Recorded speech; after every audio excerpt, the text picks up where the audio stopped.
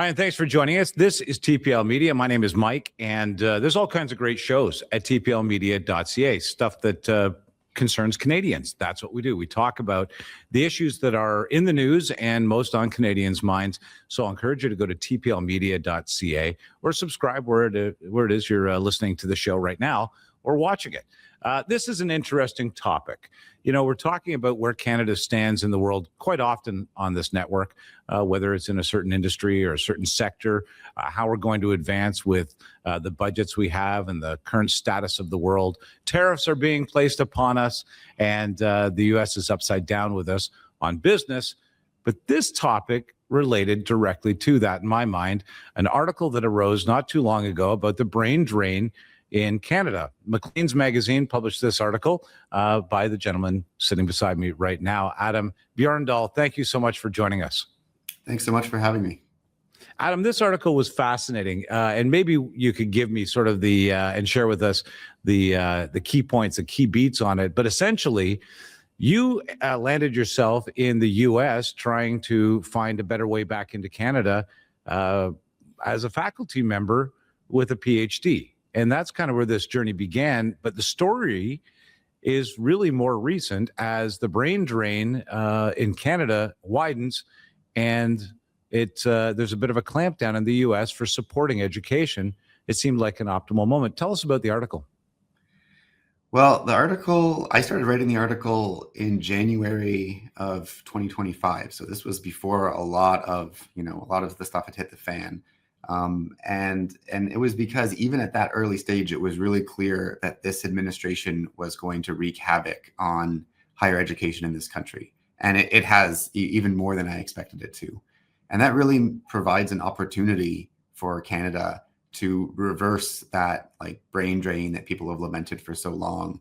You know, the US, they do a lot of things wrong and they do some things right. And one of the things they've done right for a long time has been higher education, and that's why they attract all this top talent and why they're such a powerhouse in that regard. And they're really stepping down from that role. They're not leaders on that anymore. The administration is targeting higher education in that country, and that means other countries, Canada top among them, have the chance to step in and pick up those pieces. Now, what sort of immediate I guess, defunding or lack of attention has the new administration, not so new anymore, put into place that's making it difficult for America to compete in that way? It's been a kind of scattershot across the board. Like if you look at what they've done, they're going into government agencies, so like the equivalent of NSERC or whatever, and they're going in and trying to gut some of those grants. They're trying to take away grants that have already been awarded, which is just unheard of, and restrict the awarding of future grants based on all sorts of things. But often, sometimes it's just coming from sort of personal vendettas and grudges and pressure tactics. Sometimes it's kind of ideologically aligned, like no grant that mentions DEI or any word that's sort of in that sphere, whether it's related or not. But that's been one of the main ways. Of course, there's also, lawsuits and other attempts to harass and intimidate universities. Yeah, that's a wild state of affairs. Because like you point out, for so long, all of these Ivy League schools were so sought after. The degrees that came out of them and the people that were supplying all of the industries in North America and around the world had a certain reverence for the school system in America, even in Canada. Wow, such and such's kid is going to school in Connecticut. Wow, that's great. They're going to come out of that doing fantastic. They're going to get a better education. And your feeling is that that's changing dramatically in the U.S., making it difficult for schools to hire quality faculty. Yeah, this is a great example of a positively reinforcing system. The more resources you give to universities, the better they can do in terms of hiring the best faculty, setting up the best labs, hosting international conferences. And that's positively reinforcing because you establish that reputation, and now the best students want to come to you. Now top researchers at other countries want to come, and that only increases then the appeal. But the It's so funny because destruction, that must bring high-end industry into the countries that have that brain trust. If you have the brain trust that is driving AI, you're going to get more AI investment from big corporations in your country. that's right. They want to be there where like the next, generation of smart people who are going to push things forward are going to be coming from. It's the universities that train those people, and industry snaps them up and puts them to work. Boston, medicine, Cupertino, technology, all of these places became hubs of what the education was that was so valuable in that community. It then really relates to, okay, so if you're Google, you're going to set up in Cupertino because the universities that focus on technology are there. Same for Boston, Chicago. So the problem is there. It looks like Trump is going to continue with his mission. That's the one thing that we note here at the network often. If you wonder what Trump is doing, just listen. He's telling you what he's going to do. And you can't for a second think, oh, well, yeah, that doesn't make a lot of sense. He's not going to do that. If he says he's going to do it, the likelihood is that he's going to do it.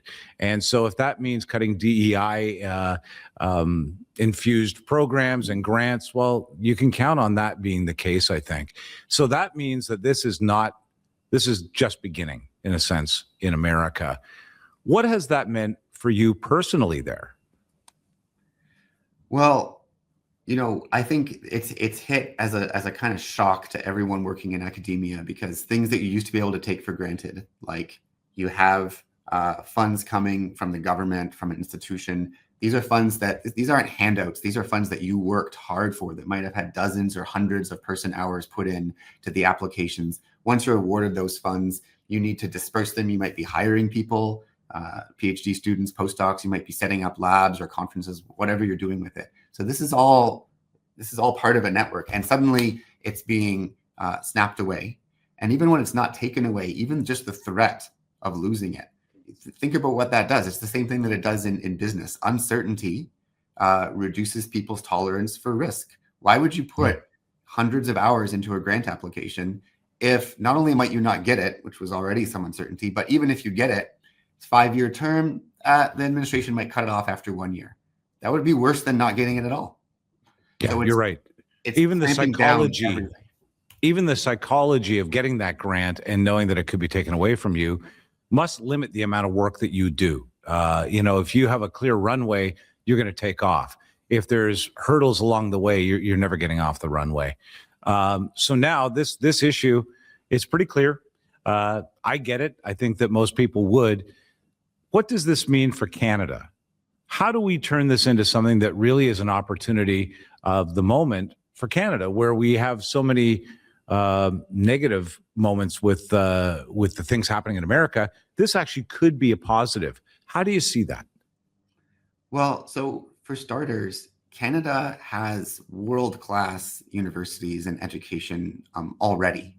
So this isn't like a huge gap that we're trying to bridge and starting from nothing or from some huge deficit. Canada is already a desirable place to live. The kinds of people who are powerhouses in academia would love to live in Canada, would love to work in those universities. It's just been that up until now, the opportunities in the US have been many times more, and often the money has just been greater. And at the end of the day, that speaks to a lot. It's not just for personal enrichment. If you talk to any academic, they didn't get into that line of work to become rich. But you want to have the resources so that you're not just scraping by, and you want to have the institutional resources at your control so that you're getting good students and able to travel for conferences and all the kind of stuff that academics do. So Canada is just positioned to scoop up all these people who are Americans, people who are Canadians living in America, and also people of other nationalities who would have before had the US education system as their top choice. Like, that's where I want to go. Now maybe looking for like somewhere where, in addition to all the troubles that we talked about, that they don't have to worry about being maybe, scooped up off the street by some masked people. So that's a fair point, I suppose. And especially if you're a visitor to America getting an education, that would be, so now are we seeing any examples of other countries taking advantage of this? Perhaps in Britain, Europe, any other countries saying, okay, well, look, America's going to lose these people. We're going to take them. I think a lot of countries have already started putting those wheels in motion, sort of in parallel to many other tracks outside of education as well, including Canada. I mean, the budget that Carney released included quite a lot to sort of revitalize the Canada Research Chairs program, which is something that I and many others recommended doing exactly to attract that talent. So the idea is already there that these people are resources that can be brought in. These are people who would be happy to live in Canada or Britain, or it's not a huge difference in style of living and culture. No. There are important differences, but it's not like a radical difference where you sort of wonder whether you can acclimatize.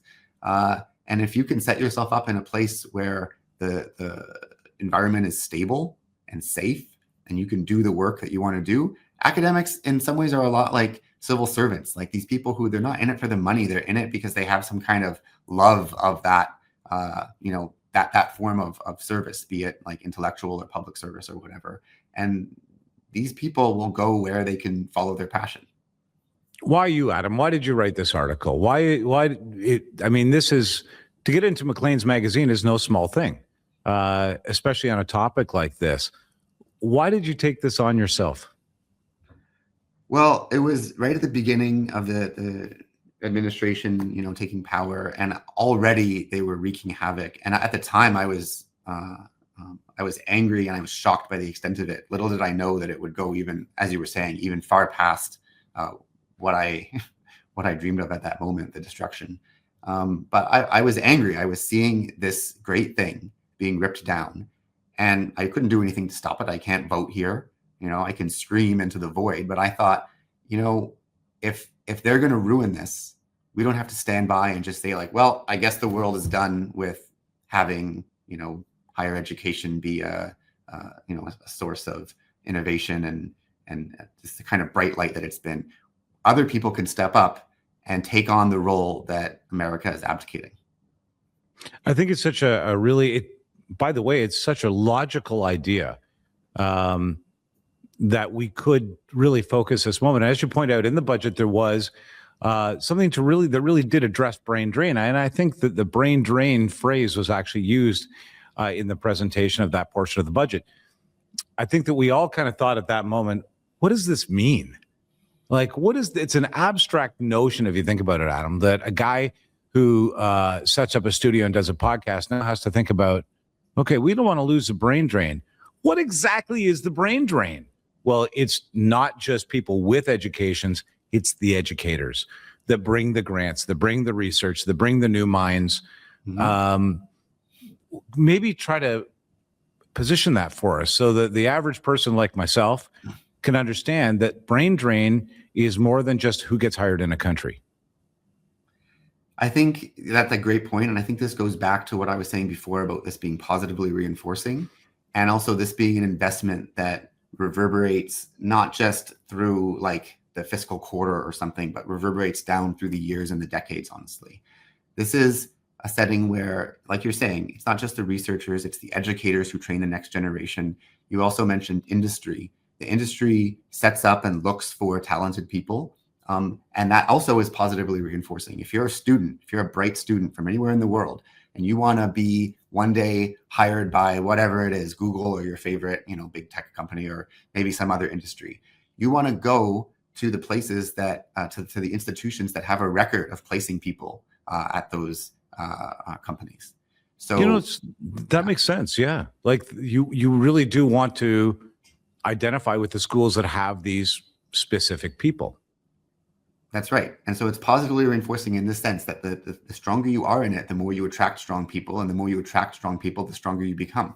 That's a feedback loop, right? And the US, we saw through history all the way back to, during World War II and before that, they saw that they invested heavily in higher education, and they have been reaping the benefits of that for decades. It's been a windfall for them over and over again. And now we're positioned to reap that same windfall if we just put the investment in. So interesting to think that Ivy didn't grow in the first year, right? On those Ivy League schools. This is a long-standing commitment that the cities, the country, the federal government, the universities, and the educators that go there have made over a long period of time to create the environment that is exalted education over education. So, how do we make that more appealing? And now let me ask you, where would you start in Canada? If what universities could best benefit in your mind, and you can shout out your own university if you want here, but what universities do you think would immediately benefit from a reversal of this brain drain being redirected into Canada? Well, I mean, honestly, I think every Canadian university would benefit hugely from this because, like I was saying, Canada is a great place to live. It's not like you need to entice people to come there, despite the fact that there's no despite. It's a great place to live. It's even better now by comparison to standards of living in the U.S., which are dropping precipitously, I would say. And in terms of the universities, the Canada Research Chairs program is really oriented in exactly the right way. It's not the government trying to come in and pick who should we hire. It's putting the power in the hands of the universities to pick who to hire so they can build research groups that have exactly this kind of self-perpetuating engine and continue to attract more people past that initial investment. So I've always said at the level of undergraduate education, Canadian universities, virtually any Canadian university is going to be as good as really even the top American universities. It's when you get into those higher levels where you're looking at like PhD research, this kind of stuff, where you see the money and the personnel really makes a big difference. It's hard to find, you have a PhD and you're a smart person, it's hard to find a job in Canada. It's hard to find a job anywhere, but if there's 10 times as many openings in the country to the south, you're more likely to end up there. If Canada opens its doors and creates more positions for people, they will come. There are lots of smart people and they will benefit. It will benefit at all levels, better research, better education, attracting more students. And I want to also focus on something you said before, which is this sort of investment in long-term thinking. That's what education has always been. And that's at all levels. When you invest in education, say at the elementary school level, you don't see the benefits to society for 10 years, 15 years. You have to be forward thinking. You have to have what's best in mind, not just for the fiscal quarter or for this election cycle. You have to actually have a view to the real future, to the actual benefit of the society for your children. And that's what this administration has no concept of. And that's where Canada and the people who are looking out for our future can step in and make such an important big change. Okay, so now I don't know when the last time you were in Canada was, but we have a tendency to get in the way of ourselves and slow things down. We do that in many ways. Quite often, we do it in the form of virtue signaling and not doing the logical thing. If I may be honest with you, in my opinion, how are we going to mess this up as Canadians? Give me the pitfalls. Let's try to give our government some advice right now so they don't mess up this opportunity. I'll make sure that this gets directly to Prime Minister Carney, I promise. All right, I'll take your word for that. Look, I mean, so I've been living in the States for quite a while, and that means that as much as I pay attention, I don't have my finger on the pulse of what's happening in Canada in the same way that I would if I lived there. And I would love to come back and live in Canada again at some point, especially these days. But education has always been a tough sell, partly because it has these longer term benefits that you don't reap right away. I think it could be even a tougher sell right now because, like you mentioned in the opening, this isn't the only problem that's facing the nation right now. There are a lot of more immediate and more sort of devastating seeming problems. And so I think the sort of pitfall here is to prioritize dealing with tariffs, establishing trade relationships, the kinds of investments that do need to be made, but prioritizing them over these longer term investments. This is not a blip. What we're seeing happen in the US, this isn't something that's going to be over in 3 years when Trump leaves office. It might recede for a little bit depending on who succeeds them. But what we've seen is that the system is fundamentally broken. And that's what I think Canadian leaders have done an excellent job of pointing out.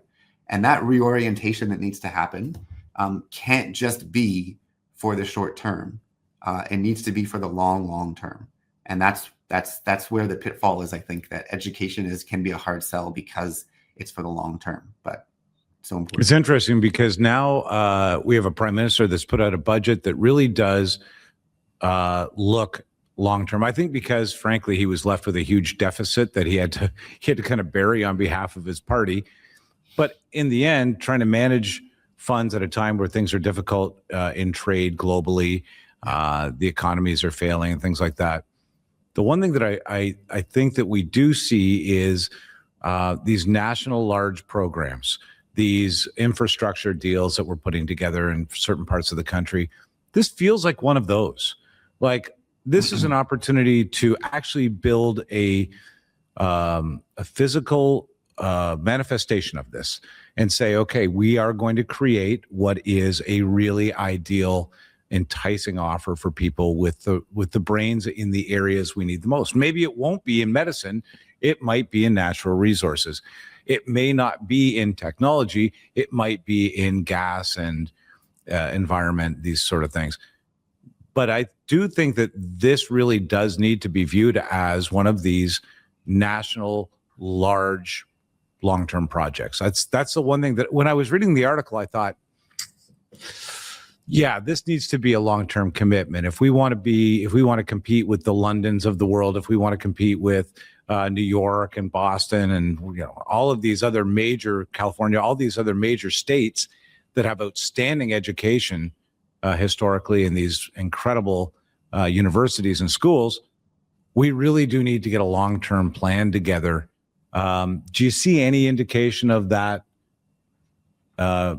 anywhere on the Canadian side of the border? Well, I mean, like I said, the budget is a good first step, but you're right. It needs to be a long-term plan. It needs to be a priority. I think viewing it the way that you framed it as a kind of investment in a sort of resource that we're developing is the right way to go. I think a lot of it ends up being framed around AI, which is a little dangerous because, yes, we don't want to be left behind in that, but that's a very volatile sector. And let's say that the judgments that come out about how useful it's going to be are not all, they're not all coming from sort of disinterested parties. They often have there's a lot of investment behind the discussion right now of AI, and so how much of that actually translates. Sure, in the AI boom, but the AI boom came to be from an environment that prioritized not AI research but research. So sure, we don't want to be behind the AI boom, but we could also be in front of whatever the next thing is, the thing that no one has dreamed of yet. We could be right there on the ground level of that. That's the promise of this, and that's why this deserves that kind of attention. Oh, I like that perspective on it. So I don't know if you know this, but a lot of the colleges and universities right now in Canada are taking a hit because immigration is being clawed back. And that may mean better opportunities for Canadian students. But for the universities, it's really been devastating, I think, from a financial standpoint. So this might be a difficult moment to get them to pay attention to this at the federal level, although it's a real opportunity to reposition for these schools. Yeah, I mean, it's a complex issue, and I know there's a lot of it intersects with a lot of different political issues there. I would love to see an expansion that sort of like a rising tide that lifts all boats, an expansion of the kind of resources for the universities that give more opportunities for Canadian students, but also keep our doors open or open them even wider for the talent from abroad. That's if we don't have to look that far. We can look at the example of the US and their enormous success in this field. It did not come from protectionism. They brought in talent from all over the world over decades and decades, and that talent became a part of their core strength. And that's always been the way that Canada has done it, and I think we can continue to do that. We don't want to be prioritizing immigration at the expense of domestic students, but I don't think that needs to be an either or choice. I like that you can take the Canadian boy out of Canada, but you cannot take him out of his Kenora dinner jacket. I love your shirt. It's very Canadiana. Listen, Adam, I appreciate your perspective on this and taking the time to talk to us about it. If people wanted to reach out to you to find out more about what you're talking about, maybe somebody wants to get a plan out of your head, where would I recommend people do that? I mean, email is always the most direct way to contact me. I also have a website that has my contact information right up front. I'm not hard to find. If you want, I'll make sure that we include that in the description here. Perfect. Thank you. Thanks for the opportunity to talk about this. I think it's so important, and I continue to be passionate about it. And I'm really watching closely how things go and trying to support it as much as possible. Adam, I really appreciate you doing this, and let's definitely stay in touch on this and other education issues, because you've got a very keen perspective on it. And from the U.S. side of things, I am sorry that so much is getting cut. It is a tragedy for the educators there, the faculty members, the students, and the researchers trying to push ahead. So I wish you great success over there. But with the brain drain in Canada, keeping a perspective on it with us, I will definitely reach out again. I would love that. Thanks again so much for the chance to talk about this. Thank you for joining us. Don't forget to subscribe wherever you're watching or listening to this, and visit tplmedia.ca. You can download the app, by the way. We've got that for Apple and Android and whatever the next device is. I'm sure we'll be ready with that too. We just need the brain drain to stop in Canada, and we'll invent the new device. Remember, RIM. We'll see you next time.